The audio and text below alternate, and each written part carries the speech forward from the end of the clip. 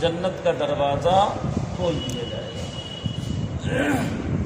پھر آگے فرماتے ہیں کہ جب جنت کا دروازہ کھل جائے گا تو میں کہوں گا کہ بھئی جب جنت میرے لیے بنائی گئی اور میں ہی سب سے پہلے داخل ہوں گا تو یہ سوال کیوں کیا گیا کہ آپ کون ہیں؟ تو جواب ملا یہ اس لیے کیا گیا تاکہ یہ پتہ چلے کہ یہ دروازہ صرف اور صرف نبی کے لیے کھولا جائے گا۔ سبحان اللہ۔ اس سے پہلے جنت میں کوئی۔ تو میرے آقا کریم علیہ الصلاۃ والتسلیم نے فرمایا 120 صفیں جنتیوں کی ہوں گی، ان میں سے 80 صفیں میری امت کی ہوں گی اور 20 صفیں باقی نبیوں کی۔ تو جو ایمان والے ہیں، جو تقوی والے ہیں، جو اللہ اور اس کے رسول کو ماننے والے ہیں، وہی لوگ جنت کے حقدار ہیں۔ قرآن کریم میں ہے اللہ تعالیٰ ارشاد فرماتا ہے وَمَن يَرْتَدِدْ مِنْكُمْ فَيَمُتْ وَهُوَ كَافِرٌ فَأُولَئِكَ حَبِطَتْ أَعْمَالُهُمْ۔ اللہ نے قرآن میں ارشاد فرمایا بہت سارے لوگ ایسے ہیں جو کلمہ پڑھنے کے بعد مرتد ہو گئے، ایمان سے خارج ہو گئے۔ قرآن کریم نے اس کا ذکر کیا وَمِنَ النَّاسِ مَن يَقُولُ آمَنَّا بِاللَّهِ وَبِالْيَوْمِ الْآخِرِ وَمَا هُمْ بِمُؤْمِنِينَ۔ کتنے لوگ ایسے ہیں جو کہتے ہیں ہم اللہ پر ایمان لائے، قیامت کے دن پر ایمان لائے، آخرت پر ایمان لائے، حالانکہ اللہ فرماتا ہے وَمَا هُمْ بِمُؤْمِنِينَ۔ صحیح بات یہ ہے کہ وہ ایمان والے نہیں ہیں، بے ایمان ہیں، اس لیے کہ صرف اللہ کو ماننے سے مومن نہیں ہوتا، اللہ کے ساتھ نبی کو مانے گا تب ایمان والا کہتا ہے۔ تو جو لوگ کلمہ پڑھ لیے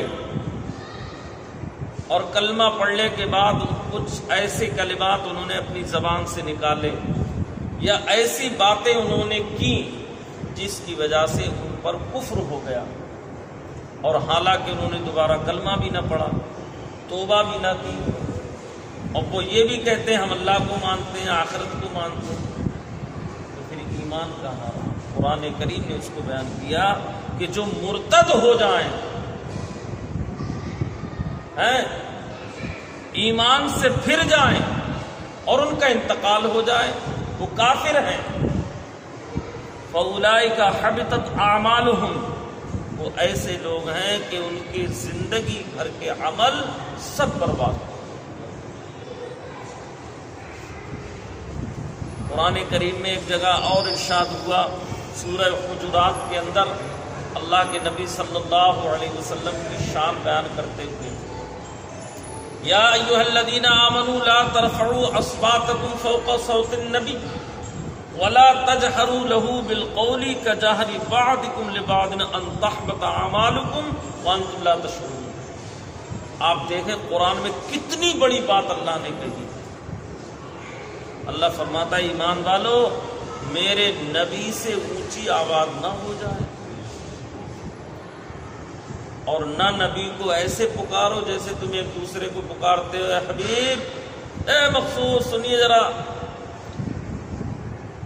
بلکہ نبی کو اگر پکارنا ہے تو میری کتاب قرآن دیکھو کہ میں نے اپنے محبوب کو کیسے پکارا ہے۔ یا ایھا النبی، یا ایھا المزمل، یا ایھا المدثر، یاسین، طٰہٰ، وما ارسلناک الا رحمۃ للعالمین۔ پورے قرآن کو پڑھ کے دیکھ لیے کہیں بھی رب نے نبی کو نام لے کے نہیں پکارا گیا محمد، بلکہ نبی کو ان کے صفاتی نام کے ساتھ یاد کیا۔ اے چادر اوڑھنے والے نبی، اے رات بھر قیام کرنے والے نبی، اے غیب کی خبر دینے والے پیغمبر۔ تو اللہ نے کبھی نبی کی چہرے کو یاد کیا، وَالضُّحَىٰ وَاللَّيْلِ إِذَا سَجَىٰ۔ تو یہ اللہ رب العالمین نے ارشاد فرمایا کہ اے لوگو، نہ تو تم میرے نبی کے سے اونچی آواز کرو گے اور نہ تم ایسے پکارو گے جیسے ایک دوسرے کو پکارتے ہو، ان تحبط اعمالکم، اگر تم نے میرے نبی سے اونچی آواز کی یا میرے نبی کو اپنے جیسے پکارا، ان کے مرتبے کو نہ سمجھا، ان تحبط اعمالکم، پوری زندگی کی نمازیں، روزے، حج، زکوٰۃ، قرآن، تلاوت، صدقہ، خیرات، ہر نیک عمل تمہارا برباد ہو گیا اور تمہیں پتہ بھی نہیں چلا۔ وَأَنْتُمْ لَا تَشْعُرُونَ، اللہ کہہ رہا ہے تمہیں خبر بھی نہیں ہوگی، سب بیکار چلا گیا۔ تو خالی کلمہ پڑھنے سے کوئی ایمان والا تھوڑی ہو جائے گا، کہ جو کلمے کے لیے ضروری ہے وہ بھی تو ماننا ہے۔ صرف یہی تھوڑی ہے کہ لا الہ الا اللہ محمد رسول اللہ کہہ دیا، کلمہ پڑھ لیا، ہو گیا مسلمان۔ دل سے اس کو مانے، زبان سے اس کا اقرار کرے، اور پھر اس کی تصدیق کرے اس چیز کی بھی کہ جو نبی لے کر آئے۔ نبی کو ماننے کا مطلب یہ نبی کی ہر اس بات کو مانے جو نبی لے کر آئے۔ نبی کی باتوں کے ماننے کا نام ہی تو دین ہے، نبی کی باتوں پر عمل کرنے کا نام ہی تو دین ہے۔ قرآن کریم نے اس کو بیان کیا، من یطع الرسول فقد اطاع اللہ، اللہ قرآن میں فرما رہا ہے جس نے میرے رسول کی اطاعت کی اس نے اللہ کی اطاعت کی، جس نے اللہ کی اطاعت کی اس نے رسول کی اطاعت کی، جس نے میرا حکم مانا اس نے رسول کا حکم مانا، اور جس نے رسول کا حکم مانا اس نے میرا حکم۔ اللہ قرآن میں کہہ رہا ہے ما آتاکم الرسول فخذوہ وما نہاکم عنہ فانتہوا، رسول جو تمہیں دے اسے لے لو اور جس سے منع کرے اس کے قریب چلو۔ تو کلمہ پڑھنے والا صرف مسلمان تھوڑی ہے۔ اب کوئی کلمہ پڑھ کے، آپ نے دیکھا ہوگا ہزاروں لاکھوں ہندو میں دکھا دوں کلمہ پڑھتے ہیں، فلاں چاریے، فلاں چاریے، فلاں شنکر، فلاں، ان ہندوؤں نے غیر مسلم شعراء کی آپ شاعری دیکھیں، نبی کی شان میں ایسے ایسے شعر کہیں، حیرت میں پڑ جائیں گے، بڑے بڑے اچھے شعر کہیں۔ تو کیا ہم ان کو یہ کہیں گے کہ یہ مسلمان ہو، یہ ایمان والے ہو؟ تو کلمہ پڑھنے کے بعد اگر کوئی کفر کر لیتا ہے، کوئی ایسی بات زبان سے نکالتا ہے جو قرآن و حدیث کے خلاف ہے، یا اللہ کی شان میں گستاخی ہے، یا نبی کی شان میں گستاخی ہے، یا اور کوئی اس قسم کی باتیں ہیں، تو پھر وہ ایمان سے خارج ہو جائے گا۔ لاکھ کلمہ پڑھتا، قرآن کی کسی آیت کا انکار کیا، قرآن کو برا کہا، اللہ کو گالی دی، نبی کو برا کہا، تو سب کے سب یہ کیا ہو جائیں گے؟ ایمان سے خارج ہو جائیں گے۔ تو دن بھر کلمہ پڑھتے ہیں، کوئی فرق نہیں پڑتا جب تک کہ توبہ نہیں کریں گے، دوبارہ کلمہ نہیں پڑھیں گے اور باز نہیں آئیں گے۔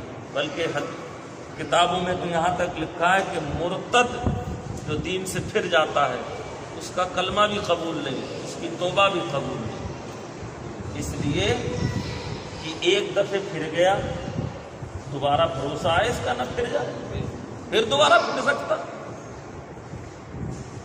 سمجھ رہے نہیں؟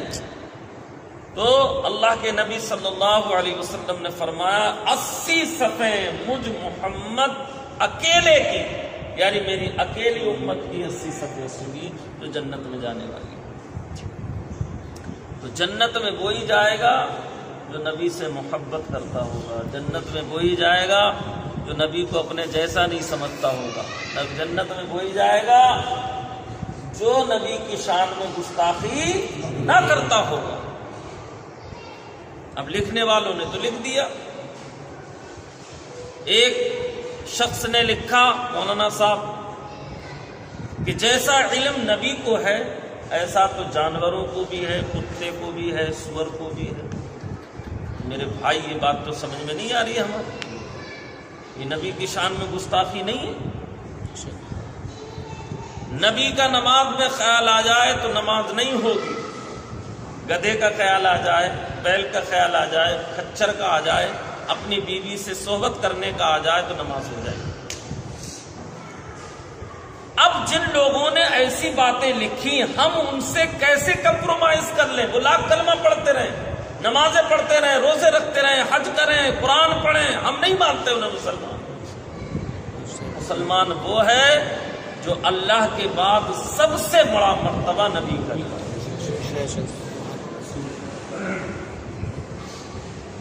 اور نبی جاہل کیسے ہو سکتا ہے؟ رب قرآن میں کہہ رہا ہے الرحمن علم القرآن، اللہ کہہ رہا ہے کہ میں استاد ہوں، رحمان کہہ رہا ہے، پروردگار کہہ رہا ہے کہ میں اپنے نبی کو قرآن سکھانے والا ہوں، میں پڑھانے والا ہوں۔ تو جس کو اللہ پڑھائے وہ جاہل کیسے ہو سکتا ہے؟ اس کا علم اور جانوروں کا علم برابر کیسے ہو سکتا ہے؟ اللہ کا علم جس کے علم کی کوئی انتہا نہیں، لامحدود ہے، کوئی حد نہیں اس کے علم کی، وہ پڑھانے والا۔ اور قرآن کریم میں تبیانا لکل شیء، یہ قرآن تو وہ ہے کہ اس میں ہر چیز کا بیان، سارے علم اس کے اندر، اور پڑھانے والا اللہ جس کا وہ کلام ہے، تو نبی جاہل کیسے ہو؟ تو کچھ لوگوں نے نبی کی شان میں نازیبہ کلمات کہے، حالانکہ بڑے بڑے ٹیکے بھی ہیں ان کے ماتھوں پر، پیجامے بھی بڑے بڑے اونچے ہیں کہ ہم بڑی سنتوں کے عمل کرنے والے ہیں۔ میرے بھائی یہ پیجامے، یہ ٹیکے سب یہیں رہ جائیں گے۔ ایک زمانے سے تو میں بھی پڑھ لیا ہوں نماز، مجھے ہوش ہے جب سے بالغ ہوا ہوں میری نماز نہیں چھوٹی، کبھی چھوٹ گئی اس سفر میں تو دوبارہ قضا پڑھ لی، کہ میرے ماتھے پر تو نہیں پڑا ٹیکا، 10 دن میں ہی ٹیکا پڑ گیا۔ تو بھائی کون سی نماز ہے تمہاری؟ ارے نہیں، ہم یہ کہہ رہے ہیں اینٹ کا کریں، چوکے کا کریں، پتھر کا کریں۔ بھئی آپ میں سے اتنے نمازی بیٹھے ہیں، کسی کے ماتھے پہ ہے کوئی ٹیکا؟ کیا آپ لوگ نماز نہیں پڑھتے؟ 3 دن کی جماعت میں 40 دن کے چلے میں اتنا بڑا ٹیکا کیسے بن گیا؟ اس کا مطلب یہ زمین پہ رگڑتے ہو تاکہ لوگوں کو دکھاؤ کہ ہم بھئی نمازی ہیں؟ اللہ کے نبی کی حدیث بخاری شریف میں میرے آقا ارشاد فرماتے ہیں اسی تعلق سے کہ 120 صفحے ہوں گی، ان میں سے 80 صفحے میری امت کی۔ تو کسی صحابی نے کہا رسول اللہ اتنی بڑی بھیڑ میں آپ اپنے امتیوں کو پہچانیں گے کیسے؟ تو یہ نہیں کہا کہ میرے امتی جو جن کے ماتھوں پہ ٹیکے لگے ہوں گے میں انہیں دیکھ کے پہچان لوں گا، ان کے روشن ہوں گے، ان کے گھٹنوں میں ٹیکے ہوں گے، نہیں، میرے نبی نے کہا جو میرا امتی ہوگا اس کے اعضائے وضو، پہلے تو مثال دی حضور نے کہ ایک میدان میں کالے کلر کے گھوڑے ہوں اور چت قبرے گھوڑے ہوں اور لاکھوں کی تعداد میں ہوں، کروڑوں کی تعداد میں ہوں، تو ہر دیکھنے والا چت قبرے گھوڑے کو پہچان لے گا کہ یہ گھوڑا میرا ہے، جتنے چت قبرے ہیں یہ میرے ہیں، تو وہ تو دکھائی دے جائیں گے۔ آپ کہیں بھی گھستے چلے ہو، جہاں نظر پڑے گی فوراً دکھائی دے گا یہ میرا، یہ میرا، یہ میرا ہے، یہ میرا ہے۔ حضور فرماتے ہیں میرا امتی جب وضو کرتا ہے نماز کے لیے تو جتنے حصے کو دھوتا ہے میدان حشر میں وہ سارا حصہ چمکدار ہوتا ہے۔ سبحان اللہ، سبحان اللہ۔ غرم محجلین حدیث میں آتا ہے وہ حصہ چمکدار ہوگا اور میں اپنے امتیوں کو پہچان لوں گا کہ یہ میرا امتی ہے۔ حضرت ابو ہریرہ کے بارے میں ہے، جب حضور نے حدیث بیان کرائی تو سب لوگ تو کونیوں سے دھوتے تھے، وہ یہاں سے دھویا کرتے تھے گھٹنے کے پاس۔ صحابہ نے کہا یہ کیا کرتے ہو؟ کہا تمہارے یہاں سے چمکیں گے، میرا یہاں سے چمکے گا۔ محبت ہے، مطلب نبی کی بات پر یقین دیکھیں، یہ ہے اصلی محبت۔ اور یہ 2 ٹانگوں کا بندر کہتا ہے کہ ہم عمل میں کبھی کبھی نبی سے بھی بڑھ جائیں، ہم کیسے مان لیں بھائی؟ اور مثال کیا دیتا ہے کہ نبی نے 1 حج کیا، ہم نے 3 کیے، تو ہم بڑھ گئے نبی سے عمل میں۔ انہوں نے 1 ہی کیا تھا، ہم نے 3 کر لیے، انہوں نے 1 کیا تھا، ہم تو 5 کر چکے، ہم بڑھ گئے عمل میں نبی سے۔ اس جاہل کو یہ پتہ ہی نہیں ہے کہ نبی کا حج کے لیے 1 قدم بڑھانا اور تیرے 1000 حج نبی کے 1 قدم کے برابر نہیں ہو سکتے ہیں۔ حدیث شریف ہے، بغیر دلیل کے نہیں بات کرتا، مشکات شریف کی حدیث ہے، اللہ کے رسول نے فرمایا میرا صحابی ایک مٹھی جو اللہ کی راہ میں خرچ کرے اور تم احد پہاڑ کے برابر سونا خرچ کرو تو ایک مٹھی جو کے برابر نہیں ہو سکتے. ایک احد پہاڑ جو 15 کلومیٹر کی لمبائی چوڑائی میں ہے اس کے برابر سونا خرچ کرنا اور صحابی ایک مٹھی جو خرچ کرتے برابر نہیں ہو سکتے. تو جب صحابی کے برابر نہیں ہو سکتے تو نبی کے برابر کیسے ہو سکتے؟ تو جو لوگ اہل ایمان ہیں، اہل تقویٰ ہیں، کلمہ پڑھتے ہیں، کلمے کے ساتھ ساتھ نبی سے محبت رکھتے ہیں، وہی لوگ جنت کے. اللہ تعالیٰ ہم سب کو ان باتوں پر عمل کی توفیق عطا فرمائے، انہیں دوسروں تک پہنچانے کی توفیق عطا فرمائے.